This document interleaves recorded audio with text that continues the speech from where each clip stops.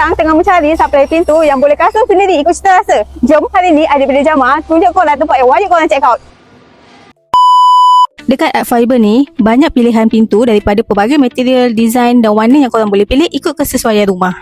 Contohnya macam pintu yang ni, ia diperbuat daripada fully aluminium dengan bahagian depan dan belakang menggunakan aluminium 3mm yang lebih kukuh dan tahan lasak. Apa yang menariknya, pintu ni menggunakan proses wood grain transfer printing. Jadi nampak macam kayu sebenar tapi lebih tahan lama, tak mudah terbakar, tahan kelembapan dan kalau terkena air pun tak jadi masalah. Sebab itulah ramai yang pilih untuk pasang dekat dapur, store, ruang laundry dan kawasan yang selalu terdedah kepada cuaca. Kalau nak nampak lebih moden, korang juga boleh custom tambah cermin, pilih corak sendiri atau ubah design ikut konsep rumah.